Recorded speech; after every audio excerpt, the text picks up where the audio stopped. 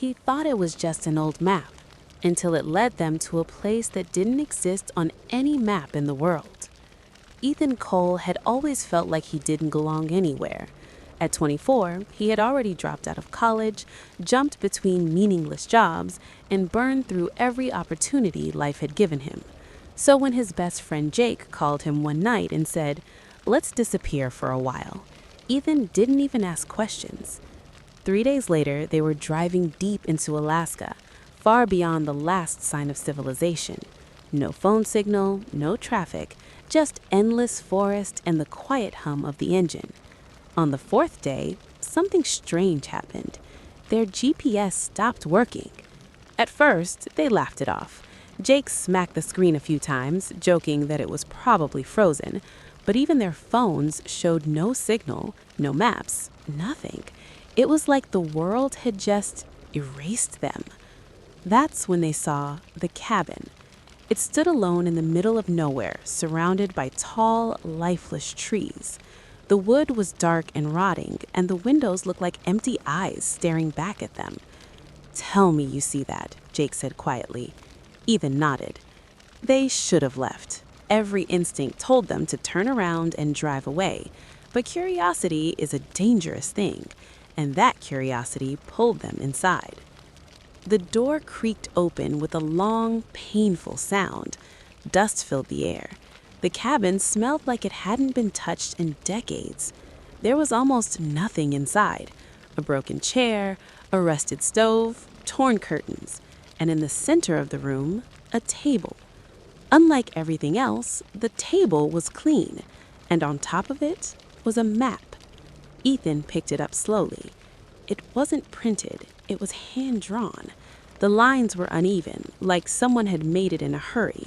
It showed a path through the forest leading to a single marked location deep in the mountains.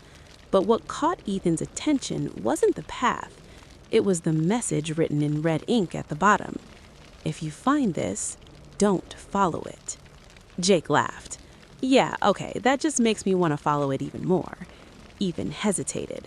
Something about the cabin felt wrong. Too quiet, too still, like the air itself was watching them. But Jake was already excited. "Come on, man, this is what we came for, an adventure." And just like that, they made the worst decision of their lives. They followed the map. At first, the path was easy. The forest was dense, but the trail was clear, almost like it was guiding them. But after a few hours, things began to change. The trees grew taller, darker, thicker.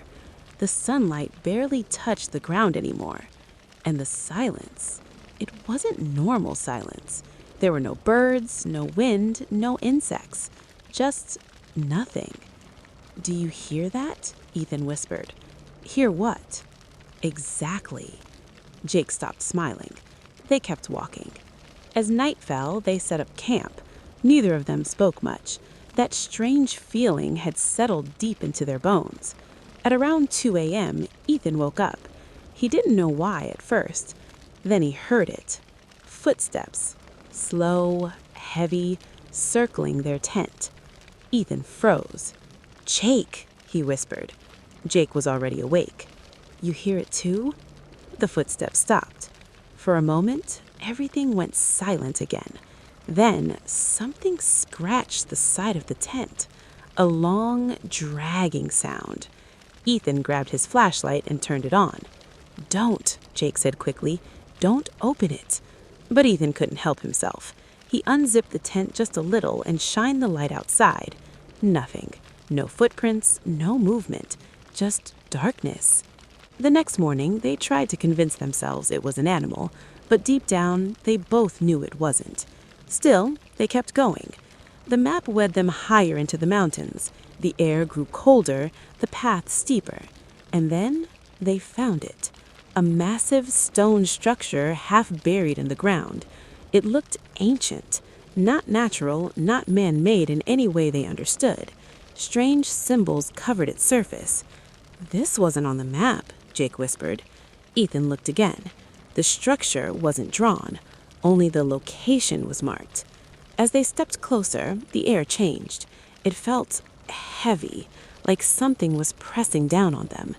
Jake reached out and touched one of the symbols. The moment his fingers made contact, everything went wrong. The ground trembled. A deep, low sound echoed from inside the structure, like something waking up after a long sleep. "Jake, get back!" Ethan shouted. But it was too late. The entrance opened, slowly, and from within came a darkness so deep it didn't look natural. Jake stared at it, frozen. "I think this is it," he said softly. "This is what the map was leading to." Ethan grabbed his arm. "No, we're leaving, now." But Jake didn't move. "It's calling me," he whispered. Ethan's heart dropped. "What?" Jake turned to him, his eyes wide. "It's calling me." Before Ethan could react, Jake stepped forward and disappeared into the darkness. "Jake!" Ethan ran after him, but the moment he reached the entrance, something hit him. Not physically, it was like a force inside his head, a voice. Not words, just a feeling, a warning. If you go in, you don't come back. Ethan collapsed to his knees, gasping for air. The entrance began to close. "Jake, come back!" No answer. The darkness swallowed everything. And then it was gone. The structure sealed itself like it was never opened. Ethan stayed there for hours, screaming, waiting, hoping. But Jake never came back. Days later, Ethan somehow found his way out of the forest. He doesn't remember how. Rescue teams found him wandering alone near a highway. When they asked about Jake, he couldn't explain. Because how do you explain something that shouldn't exist? Years later, Ethan tried to forget. He moved on, got a job, built a life. But sometimes, late at night, he still hears it. That same sound, that same call, and a voice inside his head whispering, "You left him behind." No one ever found that cabin again. No one ever found the structure, and the map disappeared. But some people believe it's still out there, waiting for someone else to find it.